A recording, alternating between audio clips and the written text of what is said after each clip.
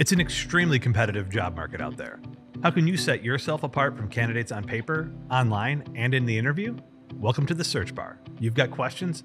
Let's find some answers. Bypass Google and sidle up to the search bar instead, as Central Michigan University's amazing team of experts answers some of the internet's most asked questions. I'm your host, Adam Sparks, and on today's episode, we're searching for answers on career development. Rob VanDorin, Director of the Career Development Center at Central Michigan University, is here to help us do just that.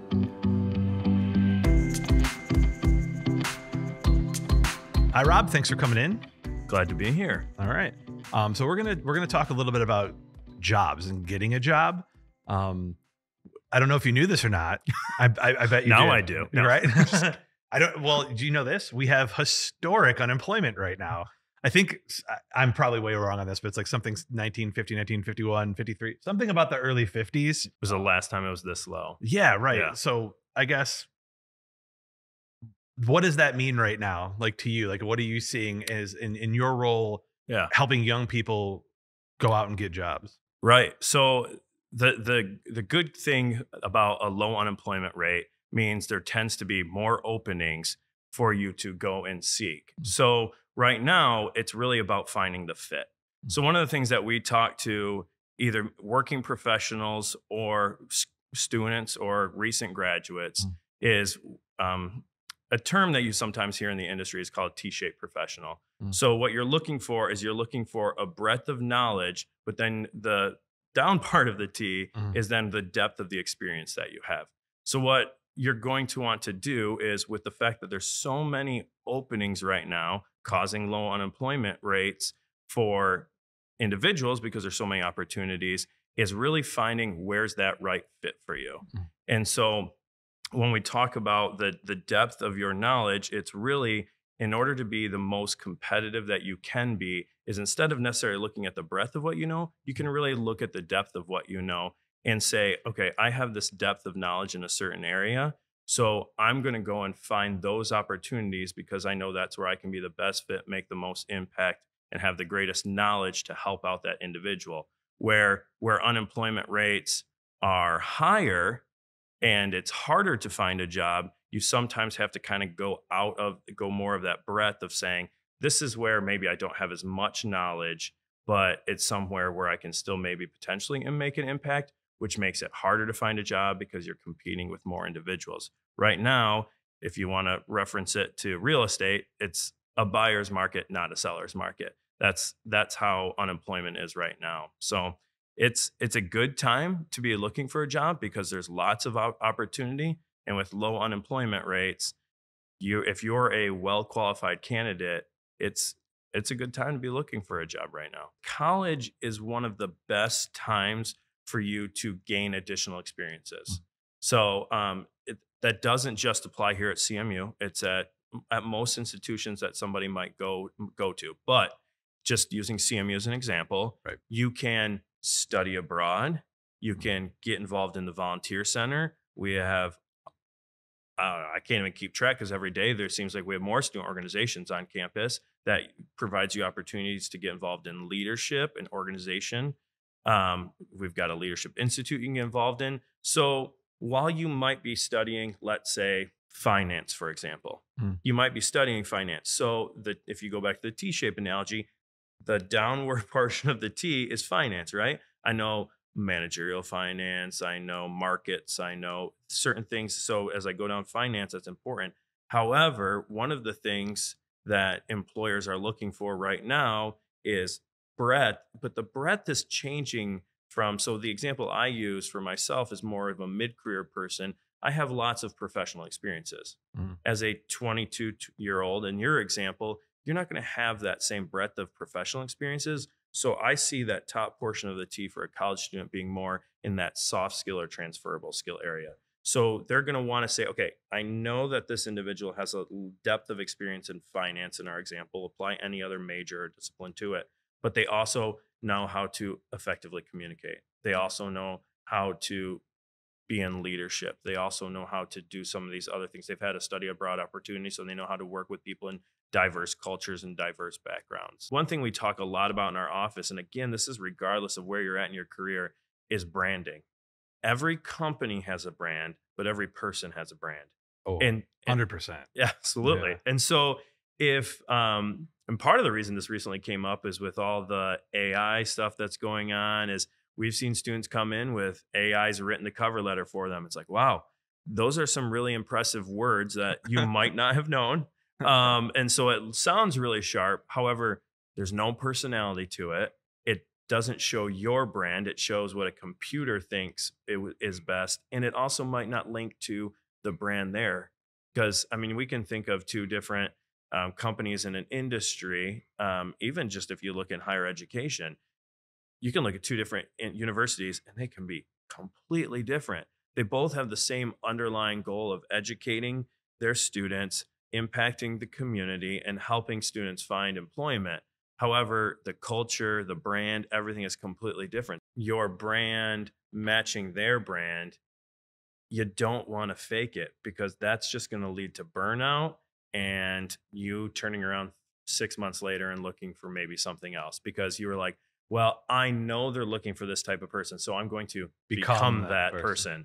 And then you get in there and it's like, okay, well, day one, that's fine. I want a day two, day three. Oh my God. Like, I'm not who I am anymore. I'm not enjoying this because, and it just doesn't work out for either party. To the social media aspect, this is something that we talk with college students with a lot.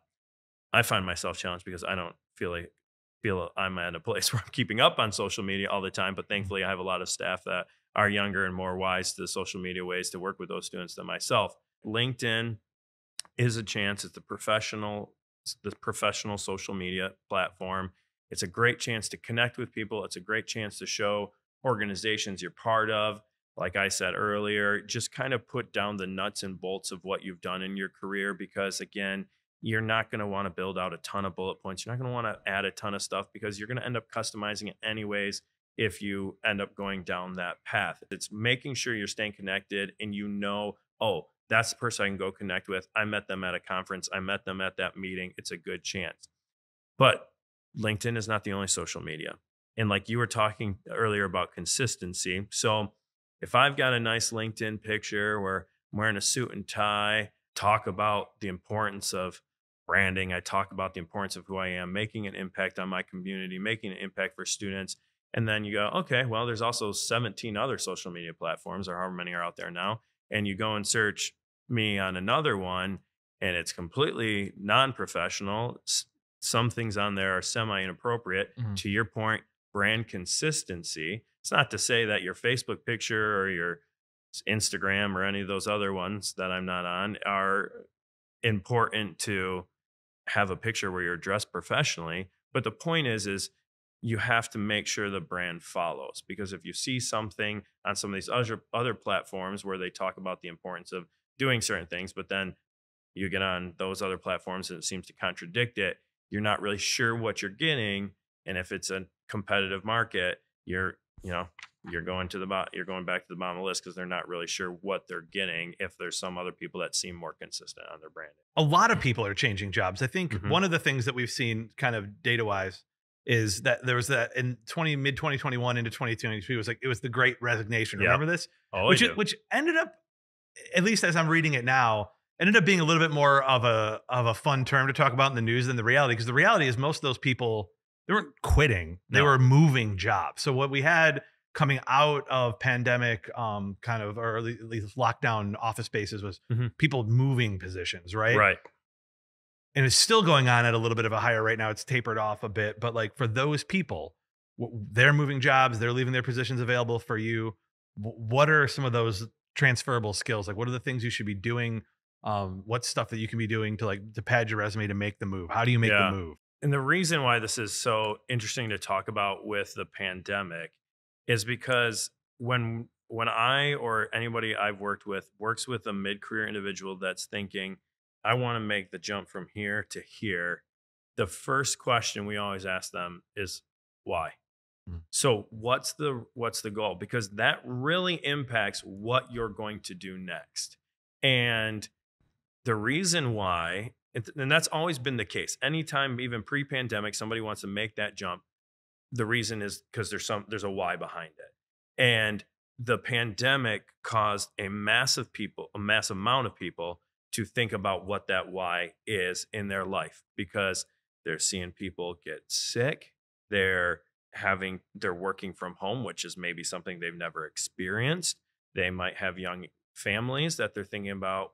This has been great for my family to have this flexibility, or what's the impact been on my students in their education because they're in the elementary school or middle school or high school.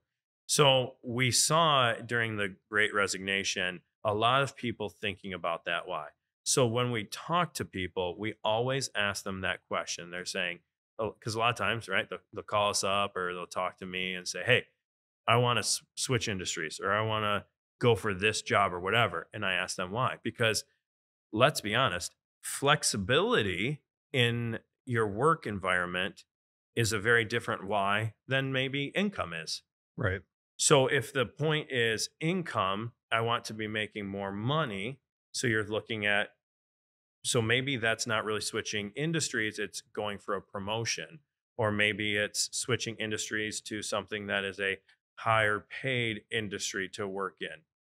So what we talked to them when we were talking earlier about the T-shaped professional, you really have to, when you're jumping industries, you have to look at that top bar across the T shape, right? So you talked about the transferable skills, and that is a majority of the time what's at the top, right? So sometimes it is breadth in your industry that you're working in, but a lot of times it is then the transferable skills, because you might know this, but you need to know certain things in order to be effective at it. So we asked them to look at several things. The first thing is, what, after we talk about the why, that determines next steps. If you're looking to move up, sometimes then that conversation is about upskilling. Right. Okay. So there's a lot of things like badges and credentials that are out there, that you can go that might make you more marketable for that next position. Sometimes if it's a big jump, maybe somebody that went right into the workforce out of high school, or maybe took a couple college classes, but then decided not to complete their degree and went into the workforce. Sometimes they need to take that jump to coming back to school to get a bachelor's degree, or maybe it's a bachelor's and I really want I want this director level position at my place, but I have to have a master's. So sometimes upskilling is part of it. If that's not the case, then it's most of the time it's talking about the different skill sets across that top B, the transferable skills, communication, leadership, ability to work with others, things of that nature. Probably means too that when you're in those kind of interviews, I mean, and just in general too, not just if I'm trying to convince somebody that my transferable skills are good and I can go from whatever finance to education. That's important, because I mean, I'll just use that as an example, but I think, it's the same thing if you're getting off to start for your first job or two. Like, I need to be able to sell those skills, right? So having that conversation means when they ask me question A, I need to be able to get to certain points in here. Like, I Right. need to be prepped to go, like, I might not get asked exactly the question that I want to give the best answer, because I know that there's going to be value if I get to talk about this thing or this Right. project that I did. You need to look for Yeah. ways to kind of get that in there, right? Like, to be able to Yeah. say the thing. And Um, I know the question we are talking about here isn't necessarily specific to interviews, but my strategy when I am coaching somebody and talking to them about going and doing the interview, that's the most intimidating part, is that first interview. Sometimes there's a second, maybe a third, depending on the type of position and how high up it is. But that first interview is always the most nerve wracking, because you can spend all day and all night tweaking your resume, tweaking your cover letter until you're happy with it to send it in.